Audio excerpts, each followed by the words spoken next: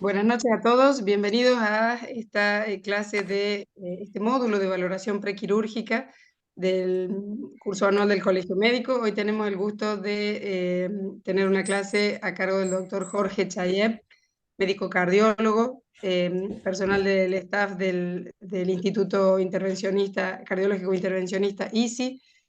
Bueno, doctor Chayeb, buenas noches, bienvenido. Es un gusto tenerlo con nosotros. Eh, estamos ansiosos por escuchar su clase. Bueno, doctora, muchas gracias. ¿Cómo les va? Buenas noches. Bueno, como la doctora dijo, la idea de esta charla de hoy es hablar de valoración prequirúrgica. Esto forma parte de un módulo de la segunda clase, va a ser sobre tipos de anestesia. Disponemos de aproximadamente 40-45 minutos, así que bueno, vamos a intentar en ese tiempo poder darles la mejor charla posible que les pueda ser de vuestro provecho y utilidad, ya que están acá un viernes participando de este encuentro. Empezamos entonces. Mira, sí, esencialmente, doctor, te agradezco mucho tu buena voluntad para los días viernes. No, no, Eh, por favor, la verdad que es esta- un gusto poder colaborar con ustedes. Tenemos un grupo de médicos hermosos del interior de Catamarca. Hay muchos médicos clínicos, también participan algunos cardiólogos, pero este mensaje de la clase de hoy va a ser muy importante para poder unificar criterios en cuanto a qué necesitamos valorar cuando un paciente va a ser sometido a una cirugía, qué necesitamos tener en cuenta, cómo tenemos que preacondicionar ese paciente en el caso de que sea algo programado para que esa cirugía resulte lo mejor posible, ¿sí? Bien, Mañana no, la semana que viene, el viernes próximo, la clase va a ser preanestésica, donde una doctora anestesista nos va a dar la clasificación de los tipos de anestesia que tenemos y qué es lo que tenemos que prestar atención cuando vamos a disponer de un procedimiento u otro y todos los riesgos. ¿Y qué necesitan ellos también que nosotros como cardiólogos observemos en los pacientes? ¿Cómo necesitan ellos recibir al paciente en el quirófano? ¿Sí? Así que bueno, doctor, te damos la bienvenida y bueno, disponemos a escucharte. Gracias. perfecto. Este es un poco el mapita de contenidos de esta charla. Y vamos a empezar con algunas consideraciones iniciales para ponernos en contexto. Vamos a decir que cada año alrededor del mundo se realizan aproximadamente unos 200 millones de cirugías no cardíacas. De esas 200 millones, 100 millones son aproximadamente en pacientes mayores de 45 años, y se conoce que alrededor de 2 millones de pacientes pueden fallecer o fallecen anualmente dentro de los primeros 30 días posteriores al procedimiento quirúrgico, esto independientemente del riesgo del paciente y del tipo de cirugía. Y obviamente las complicaciones cardiovasculares son las más frecuentes, que pueden llevar a un desenlace no deseado, principalmente los eventos isquémicos agudos. En este contexto, se sabe que el riesgo no es igual para todos, y quiénes son los pacientes más afectados o más vulnerables a padecer un evento en el postoperatorio inmediato. Aquellos pacientes que ya tienen una enfermedad coronaria, ya sea documentada o asintomática, silente, pacientes con disfunción del ventrículo izquierdo, fundamentalmente disfunción sistólica, pacientes con valvulopatías complejas, con arritmias graves, o procedimientos quirúrgicos con alta demanda metabólica y con alto estrés hemodinámico. ¿Cuáles son las complicaciones y sobre todo los mecanismos fisiopatológicos de injuria que se pueden presentar en el periodo perioperatorio? Sabemos que un procedimiento quirúrgico, más allá de su tipo de complejidad, siempre implica un estrés para el organismo, una sobrecarga de trabajo, un aumento de la demanda metabólica. Y en estos procedimientos quirúrgicos ese estrés puede estar desencadenado básicamente por dos factores. Uno, por el daño tisular del procedimiento propiamente dicho, y por una cascada de liberación de factores neuroendocrinos, entre ellos cortisol, catecolaminas, entre otros, que van a conducir a aumento de que van a conducir, perdón, me volví para atrás, a un aumento de la demanda de oxígeno miocárdico, eso inducido por la taquicardia y la hipertensión arterial propia de esta situación del estrés perioperatorio, que obviamente eso en el contexto de un paciente que tenga enfermedad coronaria aterosclerótica previa, puede desencadenar un desequilibrio, un desbalance del aporte de oxígeno e inducir a isquemia. Se genera además un estado hipercoagulable, también por un desequilibrio entre factores protrombóticos y fibrinolíticos. Hay mayor agregación plaquetaria, aumento del fibrinógeno, disminución de la fibrinolisis. Y obviamente en estas condiciones puede aumentar lo que llamamos el shear stress o esta fuerza de cizallamiento, esta fuerza de roces en el interior de las arterias coronarias, que en aquellas arterias que presentan enfermedad aterosclerótica, que tienen una placa blanda, una placa vulnerable, pueden inducir un accidente agudo de placa y obviamente desencadenar un cuadro coronario agudo. También se genera un estado inflamatorio y un estado hipóxico generado por estos cambios neuromorales. Y además tenemos que tener presente que está por un lado el riesgo hemorrágico propio del procedimiento y también en pacientes que ya son coronarios conocidos, en los cuales se tuvo que suspender ese tratamiento antiagregante por el propio procedimiento quirúrgico. Eso agrega un riesgo extra, ya sea de trombosis del estén por un lado, o un riesgo hemorrágico por otro lado, cuando no se ha podido suspender apropiadamente la antiagregación. Sumado a esto, que hemos dicho, hay otras condiciones que tienen mucho que ver con el riesgo que va a presentar el paciente, como ser, por ejemplo, la duración de la cirugía, obviamente la indicación de la urgencia, que ya vamos a hablar un poquito más sobre eso, y también se producen alteraciones del sistema compartimental del organismo, alteración de los fluidos, anemia, cambio de la radiología de la sangre, cambio en la presión, en la temperatura, hipoxia y demás. Es decir que, como vemos, son múltiples mecanismos que imponen una sobrecarga de trabajo hemodinámico, un estrés con activación neuromoral en el paciente sometido a cirugía, que son lo que van a conducir a ese aumento de riesgo en el periodo perioperatorio. Por lo tanto, la evaluación cardiovascular de riesgo tiene un lugar fundamental, preponderante, para evaluar esos riesgos y para poder tomar medidas perioperatorias apropiadas tendientes a disminuir este riesgo. Entonces decimos, ¿cuál es el objetivo de la valoración preoperatoria?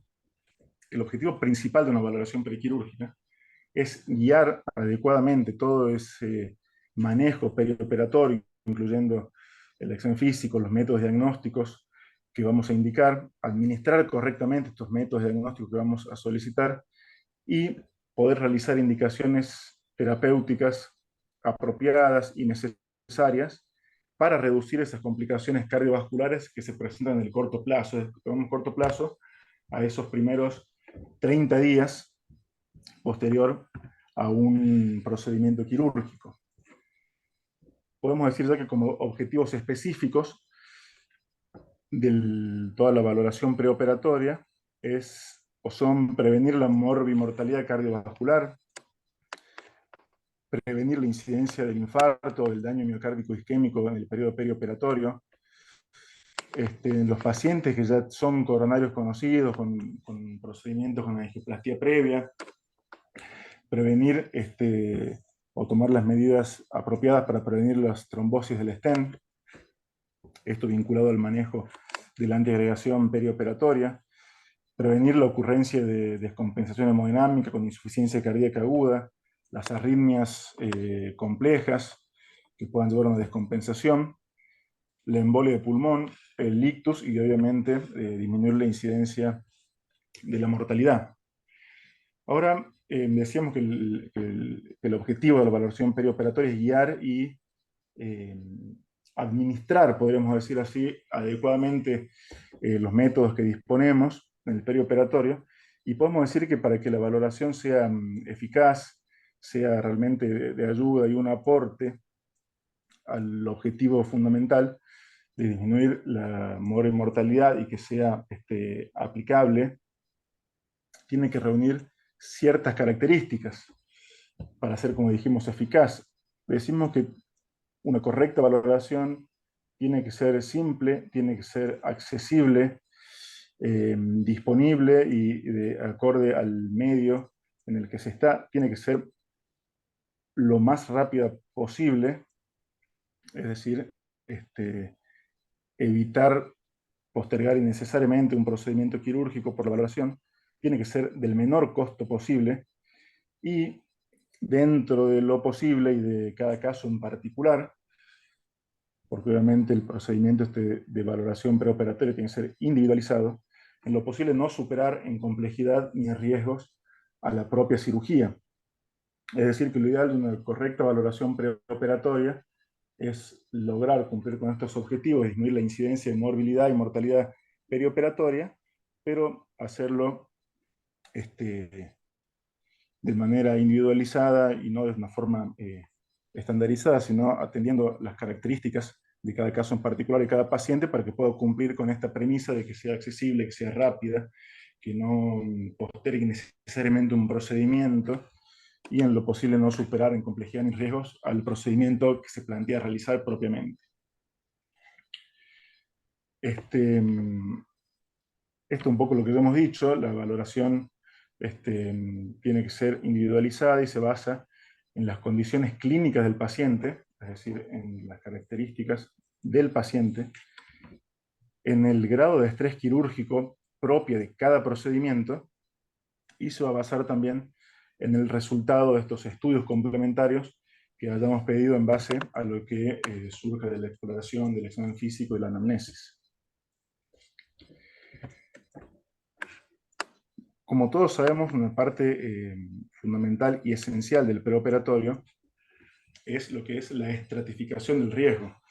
De hecho, de acuerdo a la estratificación del riesgo que hagamos inicialmente, en consecuencia va a ser las indicaciones o no de estudios cardiovasculares preoperatorios, y en consecuencia de ello va a ser las recomendaciones o las indicaciones que vayamos a realizar.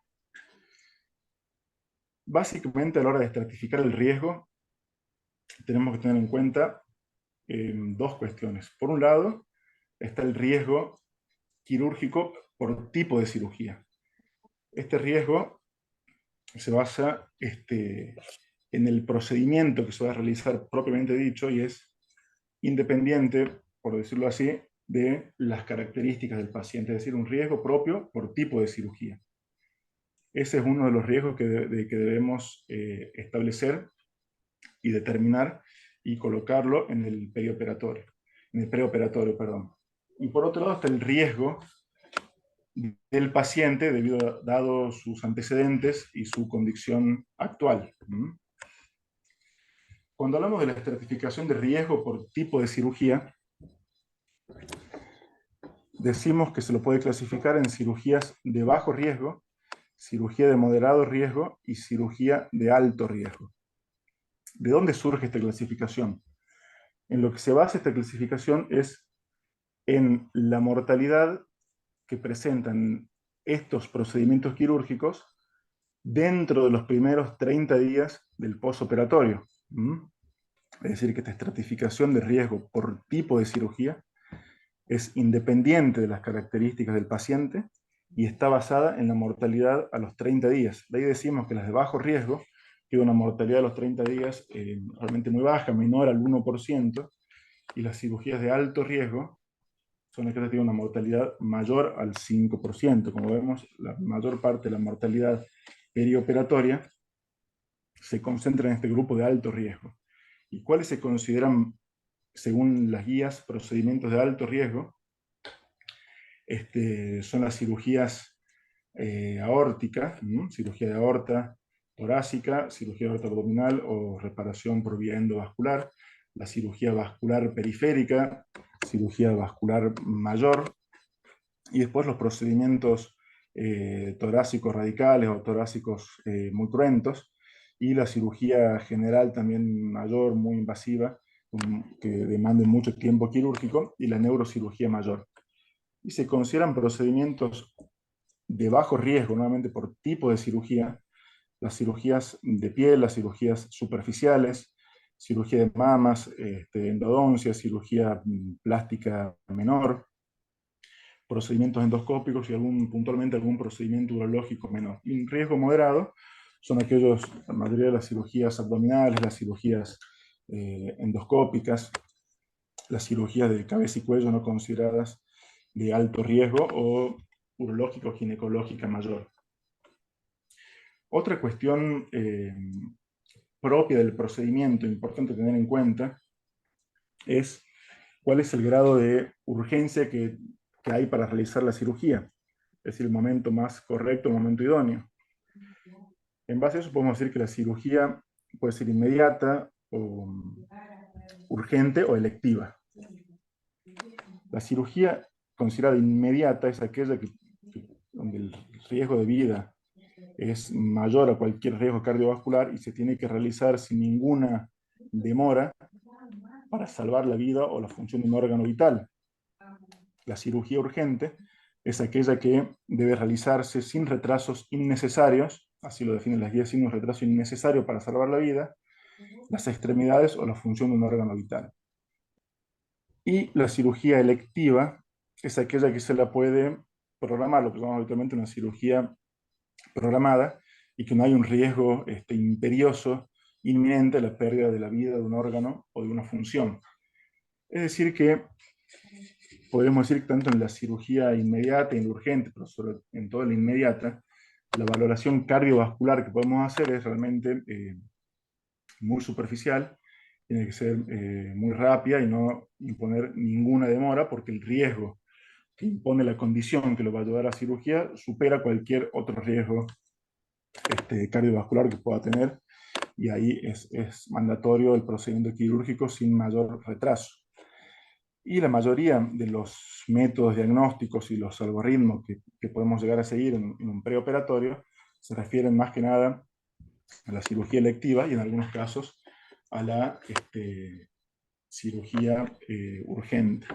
Esto un poco lo que dijimos. Entonces la cirugía que es imperiosa realizarla, si es así, no hay mayor posibilidad de realizar ninguna prueba cardíaca, donde la cirugía es prioritaria.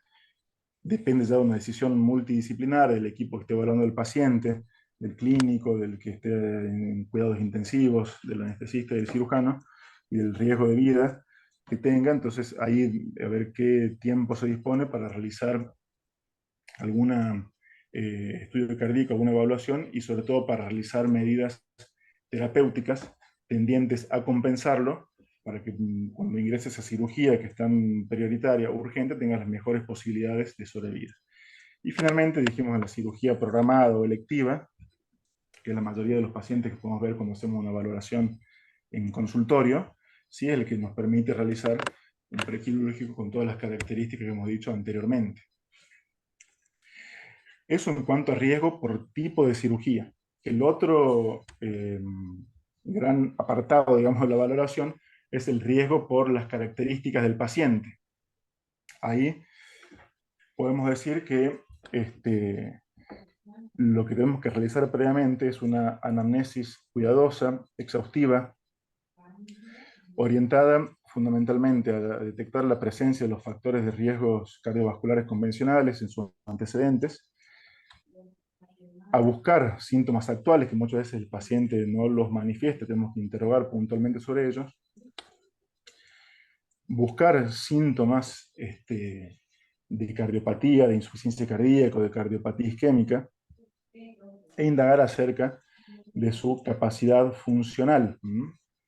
Indagar acerca de su capacidad funcional es preguntar qué actividades hace habitualmente, si realiza alguna actividad física, si es capaz o puede lograr realizar una caminata a buen ritmo, si puede lograr, por ejemplo, subir algunos pisos por escalera. Si el paciente logra realizar ese tipo de actividades sin tener síntomas o sin percibirlos como un esfuerzo desmedido, podemos estimar que el paciente tiene una capacidad funcional de 4 o 5 METs, por lo menos, que es lo que puede llegar a demandar una cirugía de moderado riesgo, así que es muy importante indagar sobre estas cuestiones.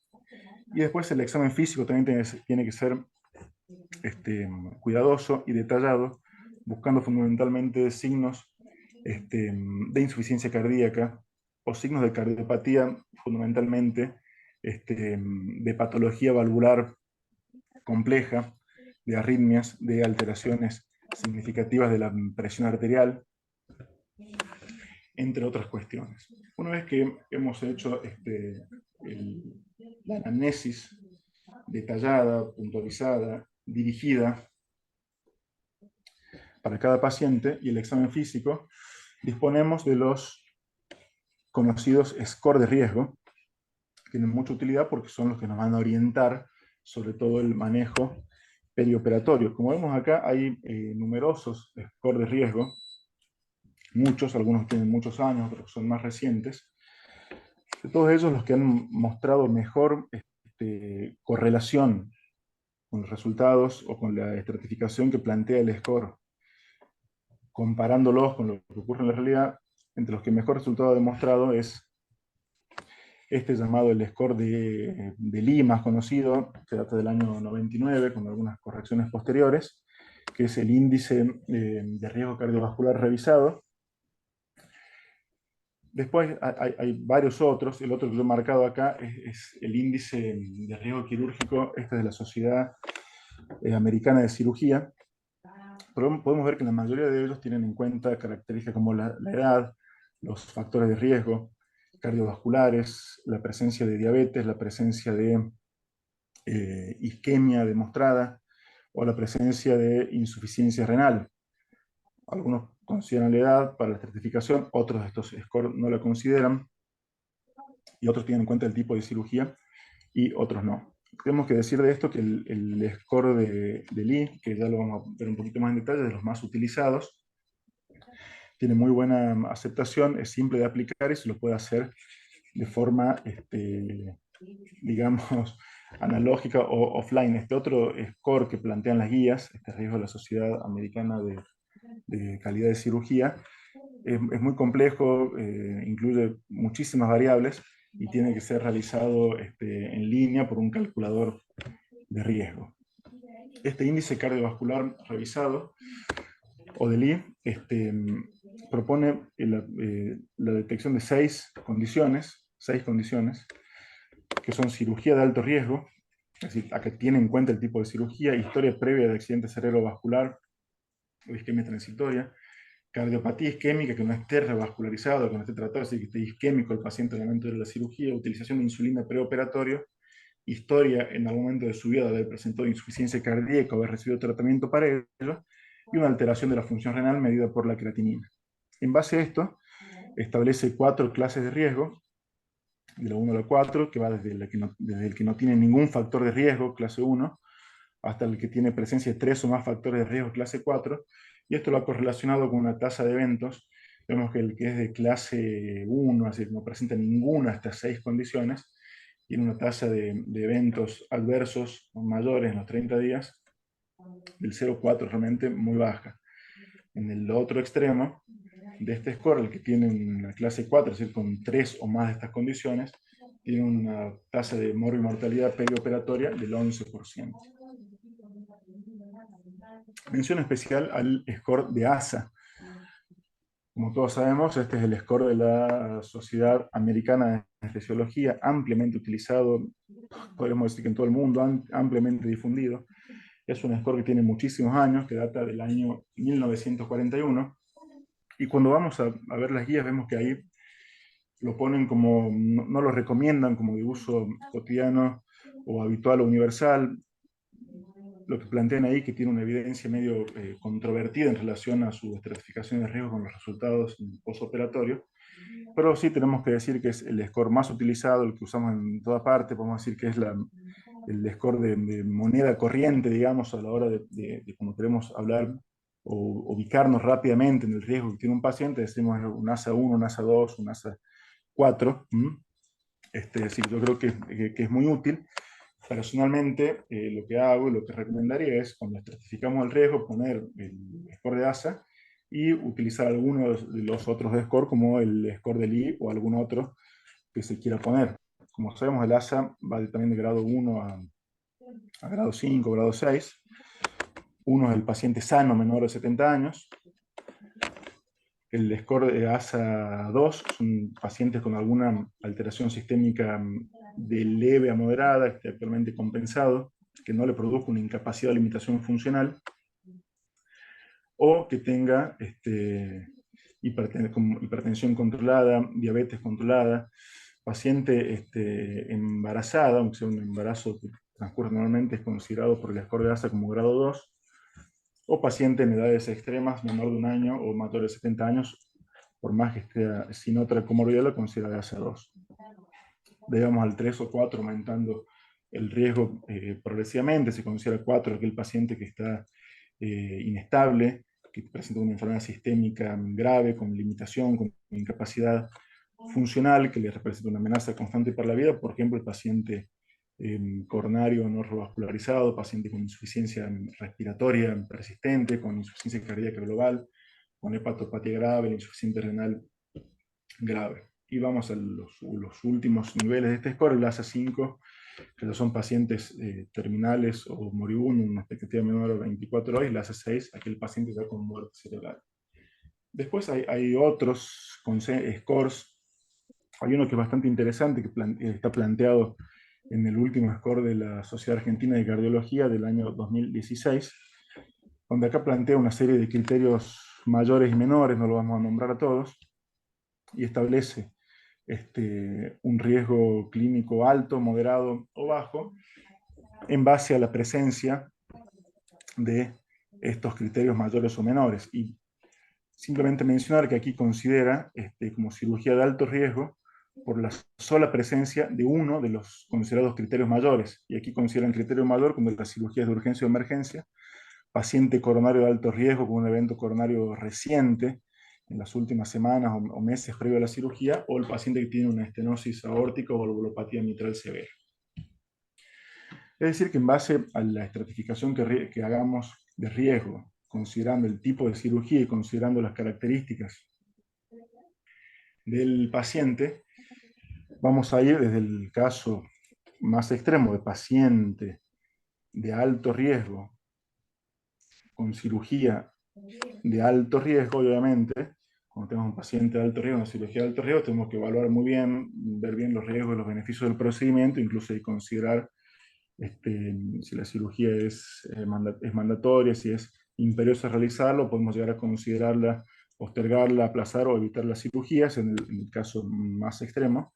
Y de ahí el nivel de vigilancia que tenemos que realizar y de procedimientos y de métodos diagnósticos preoperatorios va disminuyendo obviamente a medida que disminuye el riesgo por tipo de cirugía y a medida que disminuye el riesgo por tipo de paciente, yendo en el otro extremo un paciente de bajo riesgo por antecedentes y cirugía de bajo riesgo, donde tenemos que realizar una vigilancia, realmente muy pocos procedimientos preoperatorios. Ahora bien, una vez que hemos realizado la estratificación de riesgo en base a los antecedentes y examen físico, tenemos que determinar qué métodos complementarios vamos a solicitar o vamos a realizar sin perder en vista aquellas premisas que hemos dicho previamente de que sea apropiado, que sea acorde al procedimiento que se va a realizar, acorde al riesgo del paciente, sin imponer un retraso o un gasto excesivo e innecesario. Estos métodos complementarios pueden ir desde el electrocardiograma, la placa de tórax, y a medida que avanzamos en riesgo quirúrgico del paciente, podemos ir considerando ergometría, ecocardiograma, realización de biomarcadores por laboratorio, cinecoronariografía o angiotomografía y revascularización. Vamos a decir algunas palabras de los métodos más frecuentes o más importantes. En primer lugar, el electrocardiograma. Vamos a decir que el electrocardiograma, bien realizado y correctamente interpretado, es una herramienta que nos va a brindar una información valiosísima a la hora de realizar una valoración prequirúrgica, más aún considerando su costo, su disponibilidad, la rapidez de realizarlo y la cantidad de información que nos puede dar. En el electrocardiograma podemos determinar desde la presencia si el paciente tiene un ritmo sinusal, un ritmo normal, o está, por ejemplo, con una fibrilación auricular, si tiene una bradicardia inapropiada, que si tiene una bradicardia muy significativa nos puede conducir a tener que realizar otros estudios o incluso medidas preoperatorias para no el paciente no tenga un evento, una bradicardia, una hipotensión severa durante la anestesia, muy importante. Nos va a permitir detectar indicios de cardiopatía hipertrófica, indicios de miocardiopatía dilatada, indicios de valvulopatías, y hasta incluso nos puede conducir o llevar a la sospecha, como todos sabemos, de trastornos electrolíticos y demás, que en el contexto de un paciente que va a ser sometido a cirugía tiene mucha importancia detectar un trastorno del calcio, del potasio y demás. Así que la información que nos puede dar es realmente muy importante. Dentro de los parámetros que podemos evaluar en el electro, lo que nos dice la evidencia, que los que parecerían tener mayor relevancia a la hora de estratificar el riesgo, son hipertrofia del ventrículo izquierdo, por los índices que vemos en el electro, la taquicardia inapropiada, una frecuencia elevada, o los trastornos de la repolarización, que son considerados predictores independientes de MAS, es decir, de evento adverso cardiovascular mayor. Estas son las recomendaciones. Esto de la guía, las recomendaciones y nivel de evidencia del procedimiento, esto de la guía de la Sociedad Europea del año 2022, que es la guía más reciente de valoración preoperatoria. Y acá, bueno, obviamente pone lo que sabemos, tiene el electrocardiograma de indicación clase 1 en paciente sintomático, en paciente con enfermedad coronaria conocida, en paciente con signos de insuficiencia cardíaca, en paciente mayor de 65 años. Esto es bien conocido.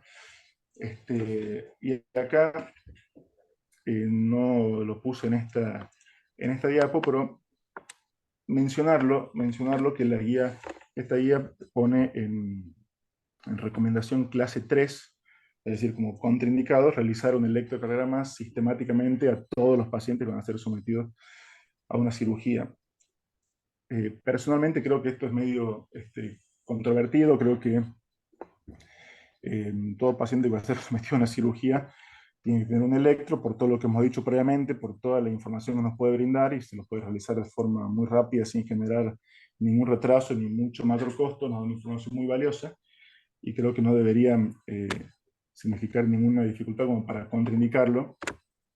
Insisto, yo transmito lo que dicen las guías, que no debería ser realizado sistémicamente. Personalmente creo que todo paciente que va a ser sometido a una cirugía debe tener un electro. Además de esto, digamos que hay connotaciones hasta legales, no creo que nadie quiera tener un problema con un paciente en una cirugía y que después se diga que no tiene realizado un electro preoperatorio. La placa de tórax, un nivel de indicación similar a la del electro, las guías no recomiendan una realización de rutina en todos los pacientes, por eso como clase 1, indicación clase 1 no pone ninguna. Y sí tiene utilidad en pacientes con síntomas respiratorios, en pacientes con disnea, en pacientes con antecedentes de tabaquismo, de patología torácica, entre otras. En cuanto a la ergometría, la prueba de esfuerzo, ya sea en bici o en cinta, la ergometría nos puede brindar información muy valiosa, básicamente en dos cuestiones.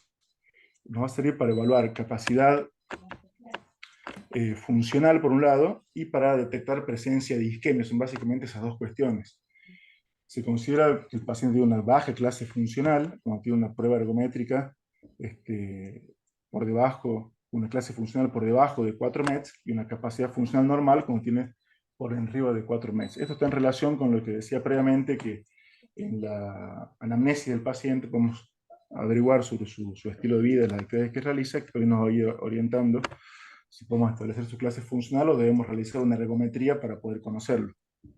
Y la otra importancia de la ergometría obviamente es para diagnosticar isquemias en pacientes con riesgo cardiovascular elevado, que ya tienen un evento previo en pacientes que están con síntomas, y una mención especial a aquellos pacientes que están en plan de cirugía vascular, pacientes de cirugía vascular periférica, por ejemplo, que ya sabemos que estamos hablando de una población con enfermedades vasculares, y es una población muy particular donde la incidencia o la prevalencia, mejor dicho, de patología coronaria puede ser muy alto, y ahí sí estaría indicado.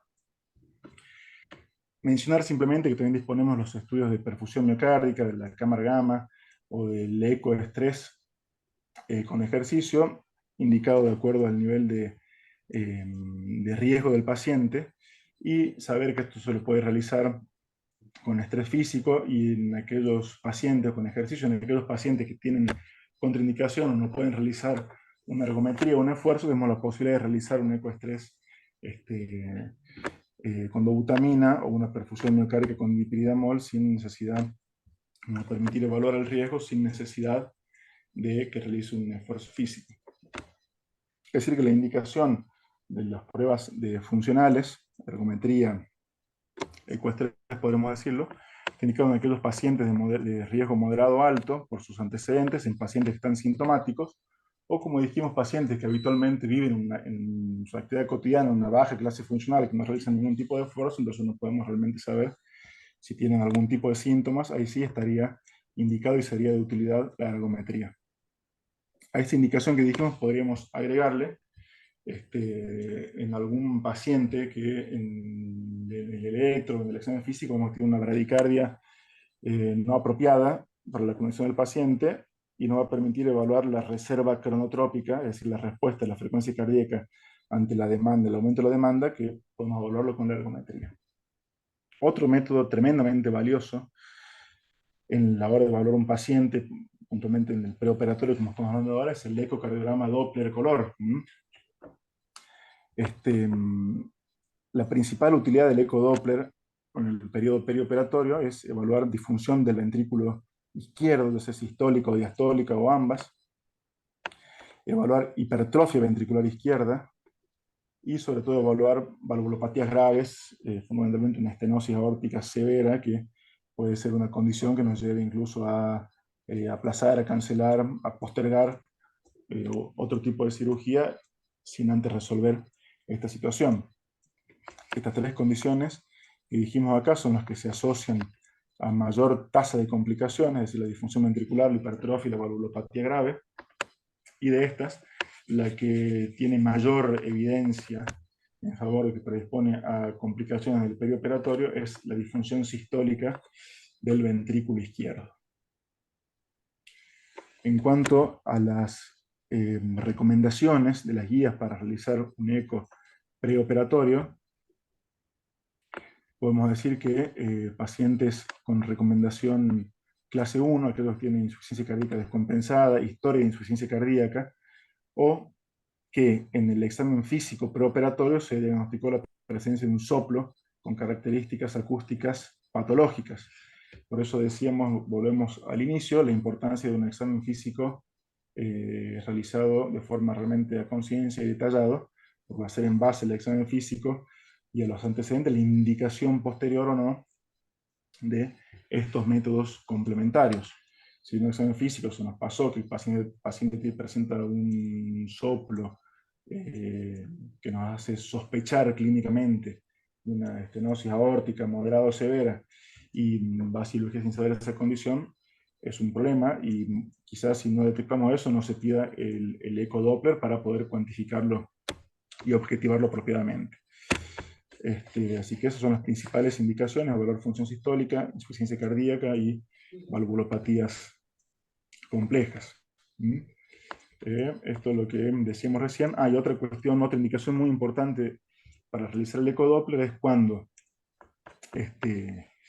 más allá de lo que dijimos de la historia de insuficiencia cardíaca o el soplo patológico, cuando en el electrocardiograma tenemos sospechas de fibrosis, cuando vemos, por ejemplo, realizamos el electrocardiograma, vemos paciente que tiene signos de un infarto viejo, un infarto evolucionado que no lo conocía, o cuando vemos signos indicativos de fibrosis o de una miocardiopatía hipertrófica, es también indicación de realizar un ecodoppler, esto con un nivel de evidencia 2A, una recomendación 2A, perdón, una recomendación 2A. Y finalmente, vamos avanzando en la complejidad de los métodos que se pueden llegar a realizar en un preoperatorio, vamos directamente a la angiografía o a la arteriografía, es decir, al estudio de las arterias, al estudio anatómico, ya no funcional, sino al estudio anatómico de las arterias coronarias, ya sea mediante un cateterismo, mediante una angiotomografía coronaria, y vamos a decir que las indicaciones de estos procedimientos en el periodo preoperatorio es similar a las indicaciones en un contexto no quirúrgico.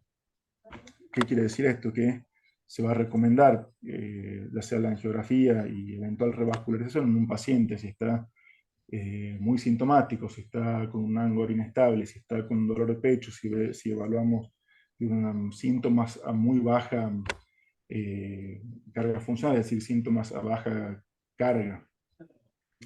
Si tiene una ergometría, que hemos pedido una ergometría porque sospechábamos que era población de riesgo y la ergometría nos da positiva para isquemia, o directamente que esté muy sintomático, que vemos un electro muy patológico, muy sugestivo, con signos claros de isquemia por electro, ese paciente tiene que realizarse una angiografía, una arteriografía, más aún si el tipo de procedimiento que se va a realizar es una cirugía de moderada o de alto riesgo, ni hablar.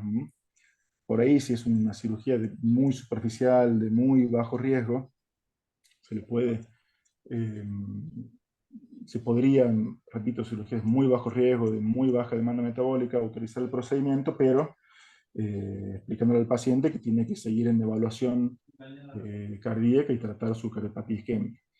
Obviamente, si el paciente va a una cirugía que demanda un mínimo demanda metabólica, que sea de riesgo moderado o severo y que esté con signos o con síntomas de cardiopatía isquémica con una prueba funcional previa positiva, indudablemente que hay que realizar la angiografía, la arteriografía, la angiotomografía y la eventual revascularización. Nuevamente el nivel de recomendaciones de las guías, lo que decíamos recién, en clase 1 se recomienda seguir, perdón, clase 1 se recomienda seguir las mismas indicaciones que para la coronariografía y revascularización, que en el contexto habitual no quirúrgico, como los pacientes, como los ejemplos que hemos dado recién. Y en clase 3, es decir, que no se recomienda realizar una coronariografía preoperatoria de forma sistemática a todos los pacientes o a aquellos pacientes que son de bajo riesgo, que se van a someter a un procedimiento de bajo riesgo, obviamente que se no. Por el paciente sintomático con prueba funcional positiva tiene que ser evaluado propiamente. Recuerden que hemos dicho que el paciente, que la mayor patología que lleva a la mortalidad en el periodo perioperatorio es el evento coronario agudo y no queremos que un paciente que esté isquémico vaya de esa forma a una cirugía. Aparte de estos métodos, por honor al tiempo que disponemos, no más otra cosa, tenemos otros métodos, pero creo que acá hemos tratado de hacer una síntesis y recalcando los más importantes. Al último, al cierre, si tenemos tiempo, vamos a hacer 2 o 3 algoritmos que he planteado. En cuanto a las recomendaciones terapéuticas, 2 o 3 palabras, una vez que hemos estratificado el riesgo del paciente y que lo tenemos catalogado y estudiado, debemos hacer las recomendaciones con el objetivo de disminuir ese riesgo perioperatorio. Vamos a decir algunas palabras de aspirina y de beta bloqueantes y de antiagregación. Vamos a decir que la aspirina, en aquel paciente que ya la viene recibiendo de forma crónica, lo recomendable es, de acuerdo al grado o al riesgo hemorrágico de la cirugía, suspenderla unos 3 a 5 días previo a la cirugía no cardíaca. Eso es recomendación clase 1.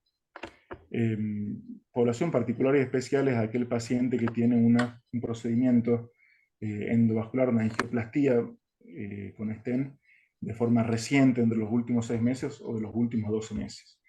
Acá vamos a decir que el paciente que va a ser sometido a una cirugía no cardíaca, que tiene una angioplastía con un stent en los últimos 12 meses, si la cirugía no se la puede postergar, no se puede evitar realizarlo, hay que puede suspender el otro antiagregante plaquetario y tratar de continuar con la aspirina en baja dosis en todo el periodo perioperatorio. en lo posible hay que tratar de que si la cirugía no es de urgencia, una cirugía programada, en un paciente que tuvo sobre todo una angioplastía de urgencia, en un evento cardíaco agudo, tratar de aplazarlo por lo menos en los primeros 6 meses para que pueda cumplir con esa doble antiagregación. En caso de que eso no se pueda realizar, por lo menos tratar de intentar mantener la aspirina. Dos palabritas de los beta bloqueantes. Los beta bloqueantes en guías anteriores eran muy utilizados para disminuir el riesgo perioperatorio. Hay algunos trabajos con carvedilol en baja dosis, realmente que han demostrado muy buena eficacia para disminuir este riesgo perioperatorio. De todos estos estudios, el más importante es el estudio POISE, que este fue realizado con metoprolol versus placebo, y sí se vio que efectivamente se disminuía de forma significativa estadísticamente el riesgo de infarto y revascularización y de fibrilación auricular en el perioperatorio en el paciente que se lo indicábamos cuando se identificaba que era un paciente de alto riesgo previo a la cirugía.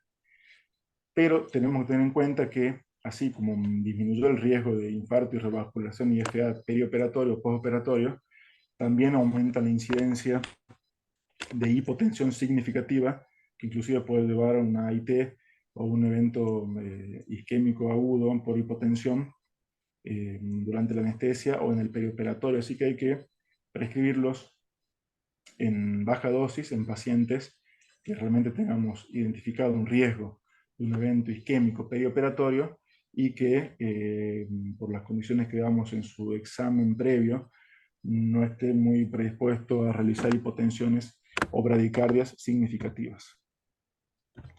Es decir, que el nivel, la recomendación de las guías de la indicación de beta bloqueantes preoperatorios es en pacientes en tratamiento crónico que ya vienen tratados crónicamente con una tolerancia a mantenerlos, pacientes que tienen alto riesgo por sus antecedentes o que tienen isquemia inducible o que tiene fibrilación auricular paroxística, ahí sí estaría indicado, como dijimos siempre, previendo evitar una hipotensión, así que tenemos que tener en cuenta la dosis, en lo posible establecer unos días previos, y si tenemos algún margencito de tiempo, titular la dosis.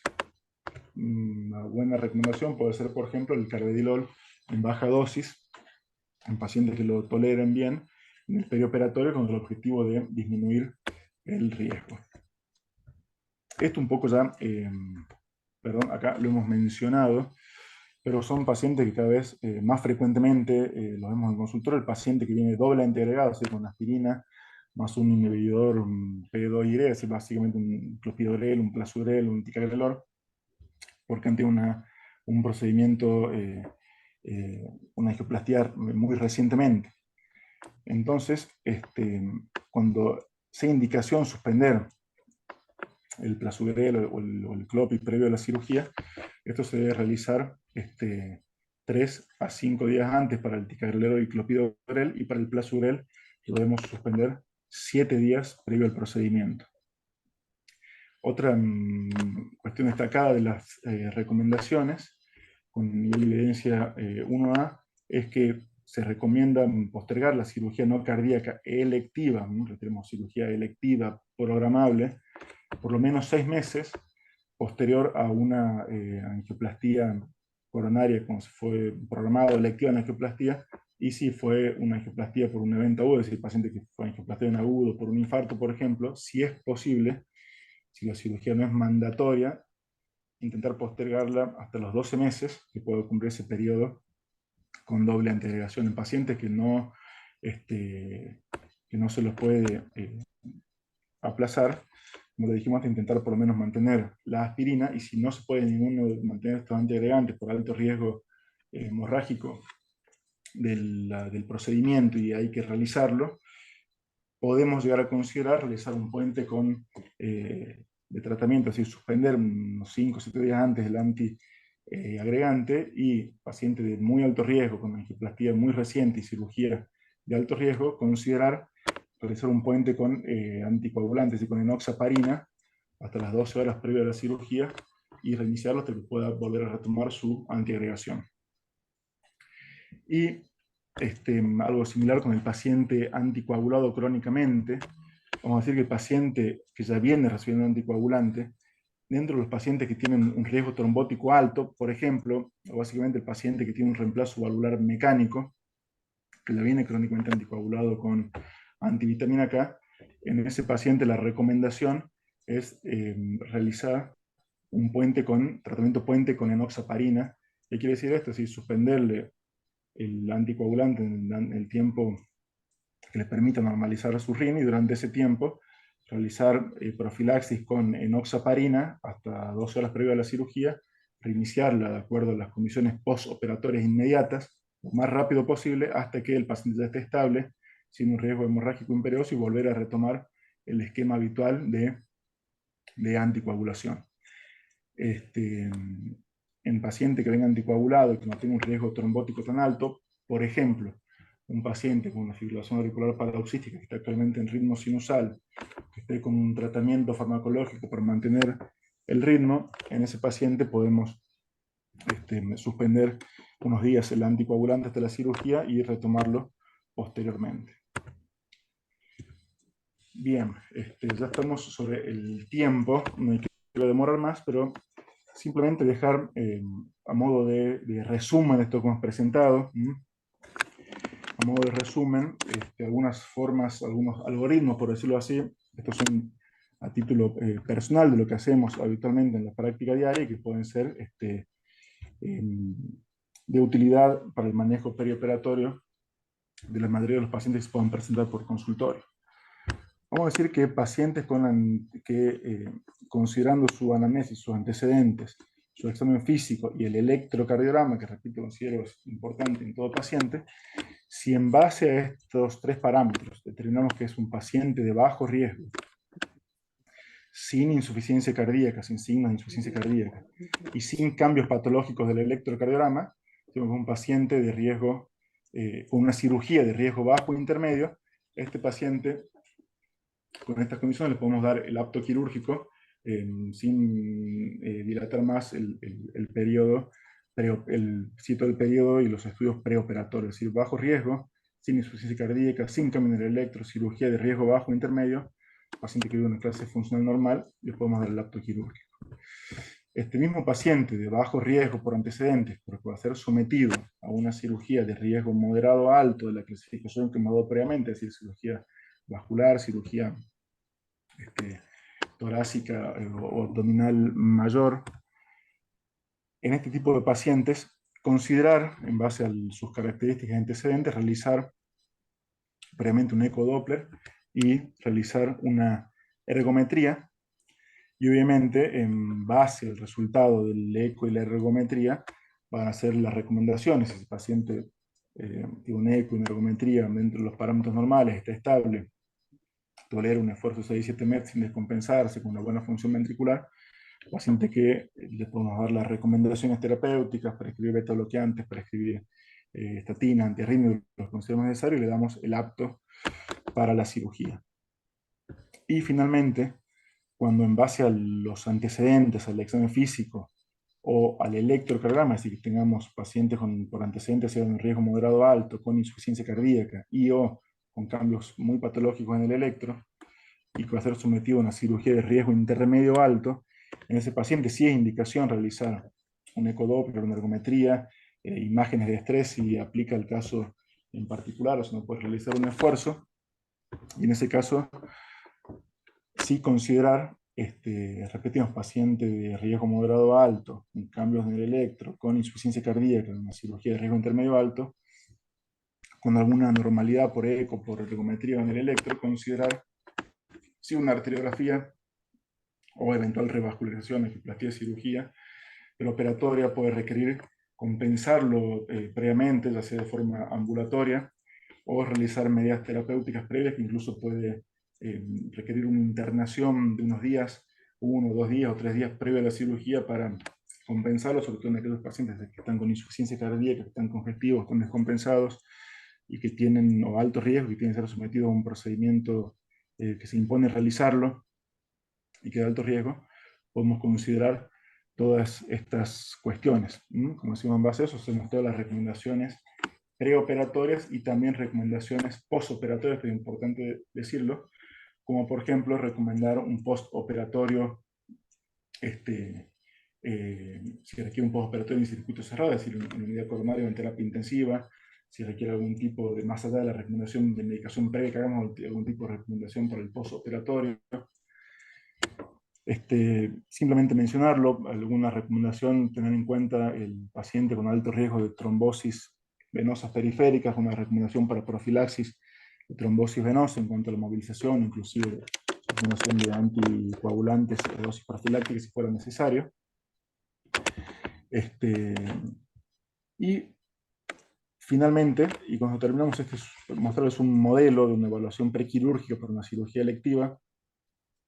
Este modelo es el modelo que plantea la guía de la SAC, donde un buen preoperatorio debería incluir todas estas cuestiones que me he mencionado ahora, es decir, un examen físico y describirlo correctamente, incluir todos los antecedentes del paciente, un electrocardiograma con informe completo, llegando a un diagnóstico preciso, los estudios complementarios que hayamos pedido y si corresponde con el informe. Por ejemplo, si nos realizó un ecodoppler, pone paciente con baja fracción de eyección o con fracción de eyección normal, o si tiene un soplo, especificarlo si tiene alguna valvulopatía o no. Luego, establecer el riesgo clínico, si riesgo por tipo de paciente. Nuevamente les repito, personalmente creo que es bueno poner por lo menos 2 scores de riesgo, el score de ASA y uno más, por lo que hemos dicho previamente. Establecer el riesgo por tipo de cirugía. Y finalmente una conclusión de la evaluación de riesgo clínico quirúrgico, si es de alto, moderado o bajo riesgo. Y finalmente las recomendaciones y el apto. Muy bien. Hasta acá llegamos, esperamos haber podido presentar en este tiempo las cuestiones más importantes que Sí, queremos destacar. sí, sí, sí, excelente, excelente tu clase, Doc, excelente. Em, sabes que tenemos varios cirujanos que están aquí en el grupo y a veces una observación que hacemos nosotros, hacemos los cardiólogos siempre es que con qué tiempo ellos hacen, ay doctor Marín, ¿cómo le va? Hablando de cirujanos, con qué tiempo ellos hacen el pedido o la solicitud del prequirúrgico.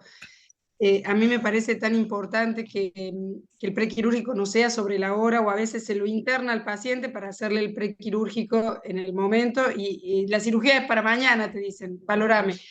Entonces me parece tan importante que haya, que reconozcan el valor porque el cirujano va concientizado y con toda la responsabilidad en resolver el problema quirúrgico, pero ellos necesitan la tranquilidad del cardiólogo que dice, mira, no, sí, está en condiciones, va a soportar esta intervención, todo este tiempo, todas estas cuestiones. Entonces te encontrás con un electrocardiograma que no está bien.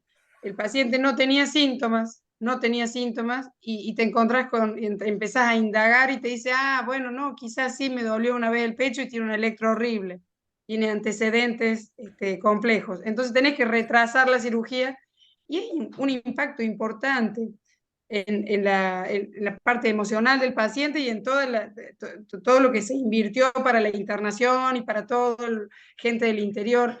Entonces, me parece tan importante hacer esto con antelación, decirle, bueno, por supuesto que en las cirugías programadas estoy hablando, ¿no? Y decir, a ver, hagamos el prequirúrgico, vamos haciendo esto, valoremos en qué condiciones estás y ya la semana que viene vamos a ir viendo, poner una fecha.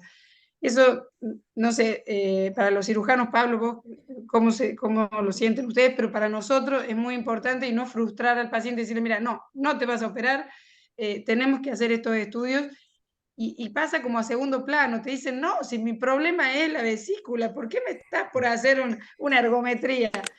Entonces, darle la importancia, porque también depende de que lo que diga el prequirúrgico, cómo va a salir.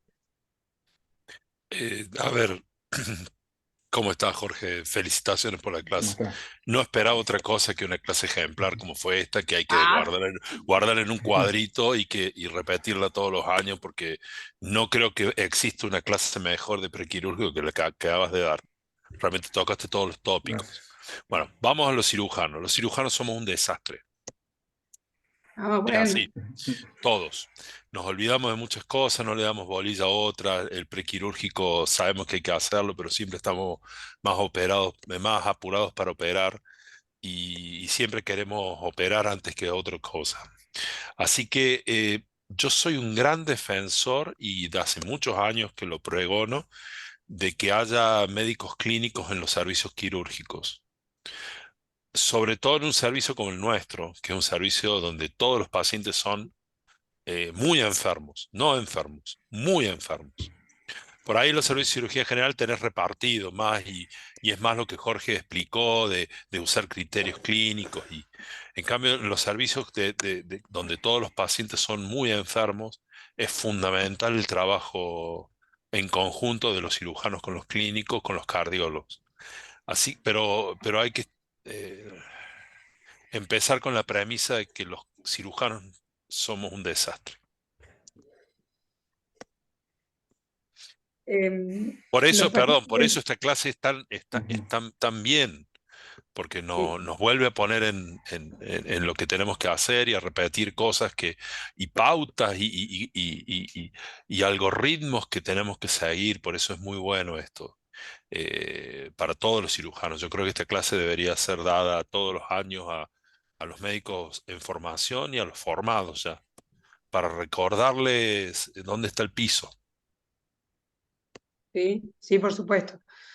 Doc, con respecto a tu clase, todos, vos sabés que en el servicio de cardiología también del hospital se ha estado charlando estos días, que las guías hablan de las guías nuevas, del electrocardiograma, obviarlo en situaciones en que no Ujú. tenés antecedentes, no tenés síntomas, no tenés esto.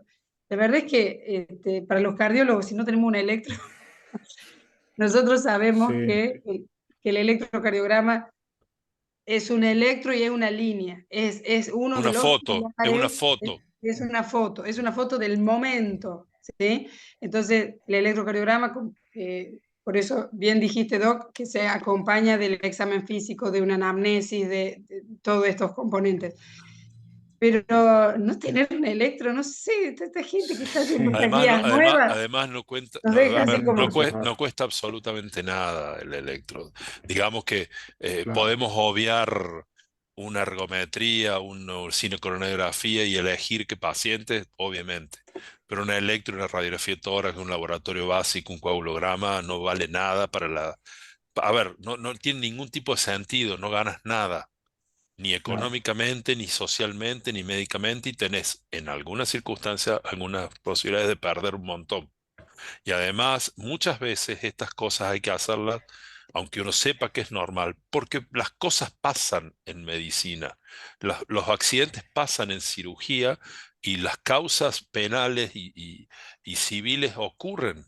Y si uno eh, tiene la desgracia de enfrentar una causa judicial y no tenés un electro prequirúrgico, no sé cómo te vas a defender. Sí, sí. No, que yo tengo una resolución nueva de la American no sé cuánto, que dice que no. Anda a llorar a la esquina.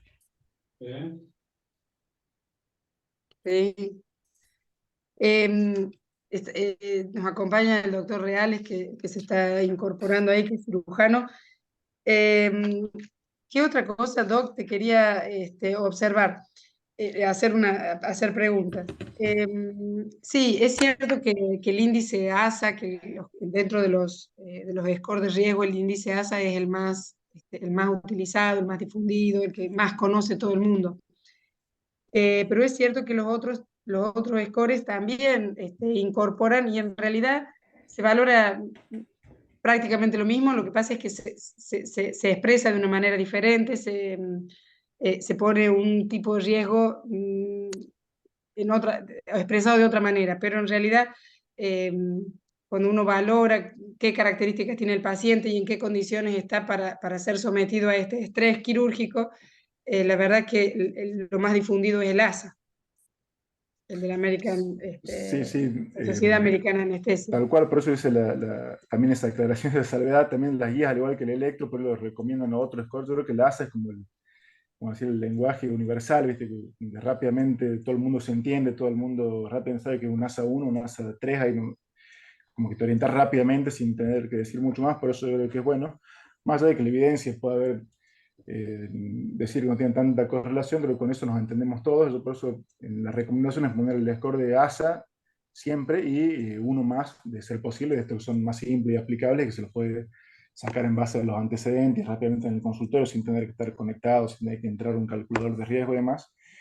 Ya con 2 scores, más la estratificación por tipo de cirugía, podemos estar muy orientados para el manejo perioperatorio. Bien, y hay otra cosa que quería, perdón, yo sigo con mi garganta tomada. Em, cuando hacemos las valoraciones prequirúrgicas y te traen un electro, y nosotros habitualmente en el apuro y qué sé yo, valoramos un electro, a veces el electro es lo que decía el doctor Marín, es una foto del momento, ¿no?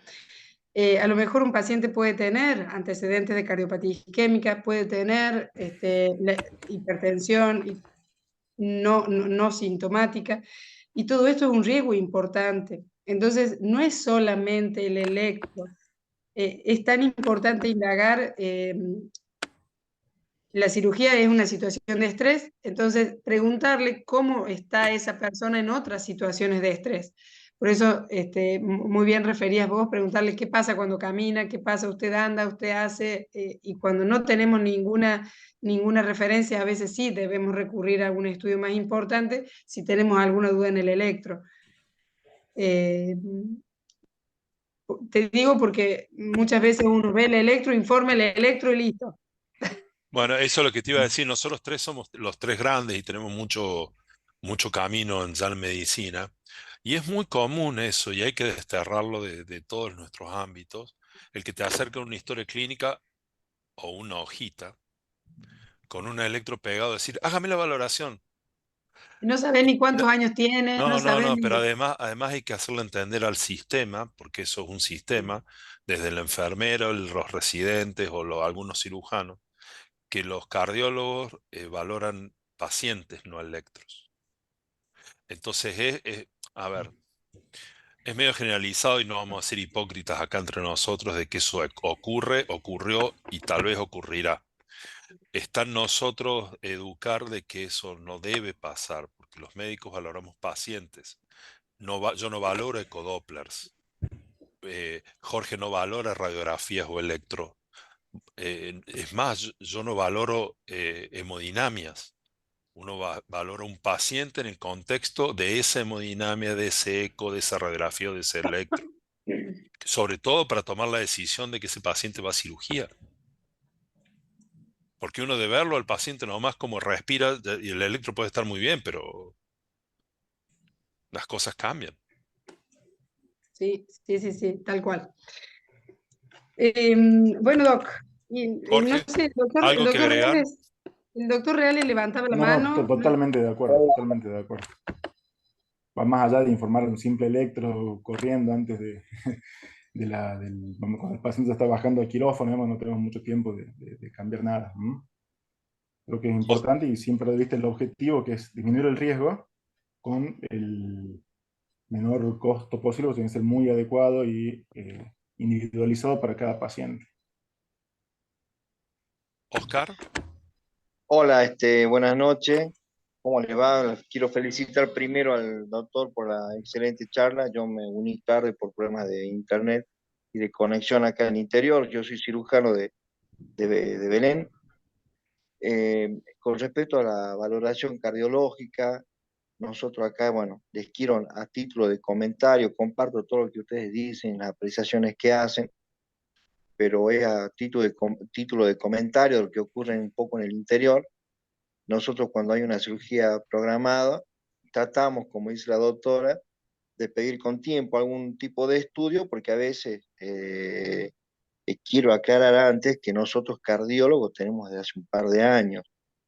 Hasta ese punto, anteriormente se hacían electrocardiogramas hechos por personal de enfermería, era valorado por algún médico que tenía algún, digamos, que era idóneo para cardiología, a veces algún clínico o a veces el anestesiólogo. En una época no teníamos anestesiólogo tampoco con residencia hecha.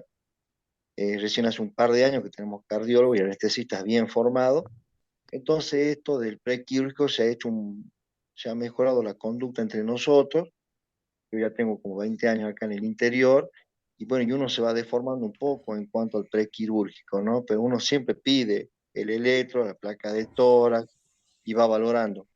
Y habitualmente operamos pacientes con un ASA 1 o 2, raramente alguna vez recuerdo poco que un ASA 3 de urgencia, una apendicitis, una cosa así, sino habitualmente terminamos derivando, ¿no? A un centro de mayor complejidad, en este caso a Catamarca, pero bueno, eh, hoy actualmente se puede hacer en Belén algún tipo de estudios más allá de la placa de electro, la placa y el electro, hacer quizá una ergometría, un mapeo, entonces se puede por ahí hacer o intentar hacer una cirugía de un poco en pacientes más complejos. Pero habitualmente con el riesgo quirúrgico que presentan, últimamente estoy solo en el quirófano, no tengo otro cirujano que me ayude, opero con otros colegas médicos, no cirujanos, entonces a veces eso hace que uno tenga que decidir derivar eh, para un centro de mayor complejidad, como decía. Perfecto, bueno, ahí está justamente la importancia, digamos, de la valoración, como está demostrando muy bien el doctor, paciente que ya se identifica en una valoración prequirúrgica, que tiene un riesgo elevado, que lo va a exponer a una mortalidad mayor. Entre las recomendaciones, justamente tomar las medidas apropiadas, como derivarlo a un centro de mayor complejidad, es decir, ir tomando el conjunto de medidas necesarias para disminuir la incidencia de esta mortalidad, morbimortalidad, que está demostrado que ocurre en el perioperatorio y que ocurre en todo el mundo. Como dicen las estadísticas, de 200 millones de cirugías, bueno, hay 2 millones de pacientes que lamentablemente le va a tocar en los primeros 30 días. Así que bueno, este es un muy buen ejemplo de la importancia de una adecuada estratificación del riesgo preoperatorio. Sí, sí, sí, sí, sí, fantástico. Bueno, Es Oscar, bueno, gracias. es bueno Gracias por tu escuchar participación. lo que dice Oscar porque realmente nos pone en realidad en la que vivimos. Porque uno piensa que la realidad es lo que uno vive diariamente acá, pero hay múltiples realidades dentro de nuestra Tal propia cual. provincia. Perdón, y Oscar tiene, a pesar de estar solo, tiene anestesiólogo y él es un cirujano avesado y con experiencia. Hay lugares donde el cirujano está solo y no hay anestesistas tan avesados y es mucho más difícil todo esto. Así que yo creo que este tipo de clases hablan por sí solas de cómo debemos estratificar las cosas para todas las realidades de la provincia. Y tal vez de acá saquen las ideas, eh, Oscar, para que tratar de mejorar aún más su registro diario de cirugías, siguiendo los algoritmos que Jorge ha puesto. Realmente extraordinario, Jorge. Muchas gracias. Aquí hay una pregunta. Hay una pregunta del doctor Raúl Ortega, nuestro querido doctor Ortega. Dice, paciente con alto riesgo isquémico, ¿qué conducta con la doble antiagregación? Bien, primero, digamos, paciente con doble antiagregación, es decir, aspirina más clopidogrel, plasugrel o ticagrelor, seguramente es un paciente que ha recibido o que tiene una angioplastia con stent, que es básicamente la indicación de la doble Doble. antiagregación. Algo hemos mencionado ahí, al pasar no quisiera Sí. demorar más en honor al tiempo, pero ahora que lo preguntan, digamos que paciente que ha recibido una angioplastía coronaria en los últimos 6 a 12 meses y está doblemente agregado, tenemos que primero evaluar si fue una angioplastía programada, si fue un evento agudo, si fue un infarto, si fue una cirugía, un ángulo inestable que se pueda angioplastía de manera programada. El paciente que recibe angioplastía de urgencia o primaria, hay que intentar mantener todo lo posible la doble integración al menos 12 meses, eso es lo que nos dicen las guías. Es decir, que cualquier procedimiento que no sea imperioso realizarlo, que un procedimiento menor o un procedimiento muy electivo, algo estético, algo odontológico, que se pueda tratar de esperar por lo menos esos 12 meses, hay que intentar hacerlo. Y en el paciente que fue una angioplastia programada, al menos 6 meses hay que intentar esperarlo. Ahora, cuando eso no se puede esperar por el tipo de la cirugía que se debe realizar, obviamente un paciente de alto riesgo, La recomendación una es intentar, si no tiene tan alto riesgo hemorrágico la cirugía, suspender como dijimos ahí, el Plasugrel 7 días antes, el Clopid 3 a 5 días antes y la aspirina 3 días antes, que vaya o intentar mantener la aspirina. Pero en el paciente puntualmente de alto riesgo isquémico, una muy buena alternativa es lo que dijimos en el caso de los anticoagulados, es decir, suspender la doble integración con un margen de 7 días, una buena seguridad, y hacer un puente con enoxaparina hasta 12 24 horas previamente a la cirugía, postoperatorio, si el paciente no está sangrando, además comenzar con enoxa lo más precozmente posible hasta que pueda volver a la antiagregación. Está superado los 6 meses en el caso del electivo, los 12 meses en el que fue de urgencia, en el que plasteado, ya podemos, si el paciente está estable obviamente y asintomático, podemos suspender en esos 5 días previos a la cirugía con mucha mayor tranquilidad. A mí siempre me llama más el peligro, no solamente la suspensión preoperatoria, sino la reposición postoperatoria. Claro. Es algo que a mí siempre me da miedo decir, che, bueno, ¿cuándo empiezo con todo en una cirugía potencialmente sangrante? Porque Sí, está sí, bien tal lo que vos cual. decís, eso está bastante estandarizado. El tema es decir, bueno, ¿cuándo empiezo? ¿Y cómo empiezo? ¿Aspirina primero? ¿Clopi a qué cuántos días? Porque uno siempre tiene miedo de joder la cirugía que uno hizo. Y sí, pero por lo menos, bueno, en el caso de reiniciarlo, por lo menos, si no se puede reiniciar con los dos, tenemos mucho miedo al sangrado, por lo Por menos eso. reiniciar la aspirina, por lo menos uno de la aspirina, lo más precozmente posible. Lo haremos siempre Por cuando eso estamos los primeros el 6 o 12 tema es meses, a ¿no? las cuántas horas o los cuántos días Claro. y como Y es, para evitar el riesgo, que se eleve el riesgo en la prolongación de no tener la antiagregación. sí, y ahí la recomendación es muy individualizada, ella va también de la mano de la opinión del cirujano y de la gente que esté manejando los postoperatorios. Si el paciente, digamos, vemos que no está sangrando, que no está con riesgo, que no tiene caída, bueno, de hematocrito, más otros indicadores de sangrado, pues nos podemos reiniciar lo antes posible. Si un paciente que ya tuvo una cirugía muy sangrante, que está con hemorragia, que está con una herida abierta, bueno, lamentablemente vamos a tener que postergarlo, porque si no estaremos dándole más riesgo inmediato con eso que con el eventual riesgo isquémico. Sí, vos sabés que nosotros habitualmente en la parte de internación crítica, cuando viene un paciente en postoperatorio que se recupera en la unidad coronaria, 12 horas después de la cirugía generalmente se arranca Clexane. Claro, Eh, eso. 12 horas posterior a la cirugía. Yo también personalmente creo que es Eventualmente, la mejor. claro, eventualmente sí. Vos sabés que siempre tenemos interconsultas de los odontólogos, paciente que está, que tiene un stent, que está revascularizado, que tiene algún procedimiento y tiene doble antiagregación. Me tengo que extraer una muela, tengo infección, mira, eso es una De todos típica. los días. Sí, ¿cuándo? Y vos sabés que cuando le llega al odontólogo, paciente, tomo esto, el odontólogo dice, no, no, no, no, quiero una valoración cardiológica para sacar. Entonces vienen y cuánto tiempo se suspende antes y todo. Así que antes estaba el esquema establecido en que la aspirina se retiraba 10 días antes de la cirugía. Entonces, bueno, estas cosas han cambiado, las guías ahora recomiendan entre 3 y 5 días Recién.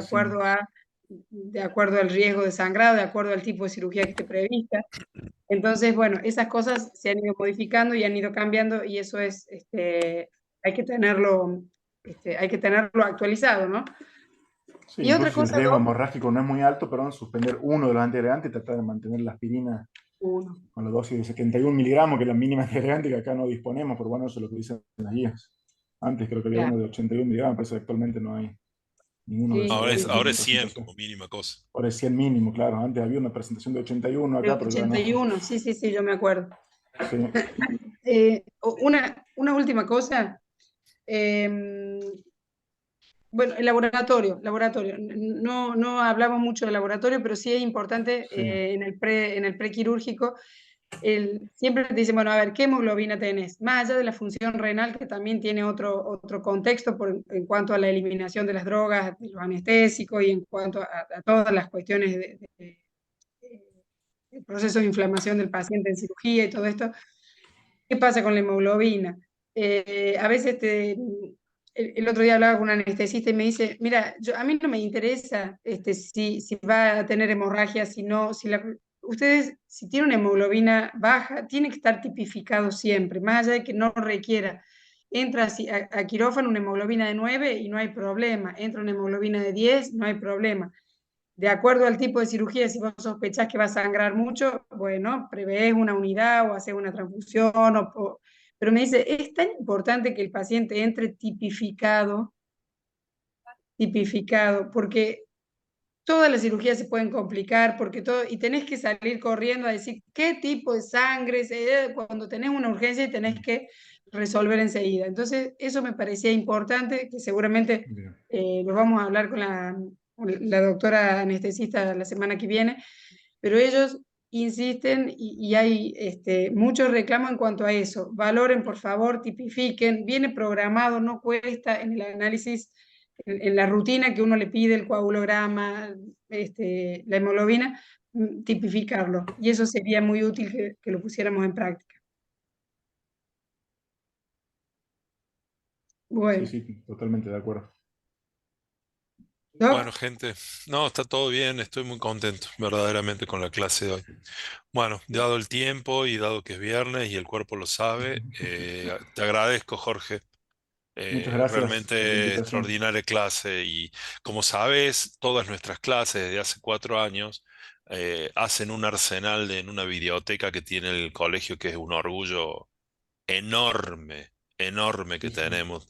Tenemos cientos de clases de todos nuestros médicos catamarqueños, que es nuestro pequeño tesoro de saber de que cada clase es mejor que la otra y bueno, no me canso de decirlo y creo que todo el mundo cuando las ve realmente se asombra de la capacidad académica de nuestros médicos, de lo que se toca, de la alta calidad científica de lo que se toca. Así que esta es una más para nuestro tesoro.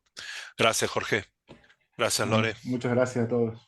Buenas Gracias, noches. gracias a todos. Buen fin Saludos, de. buenas noches, buen fin de semana. Gracias.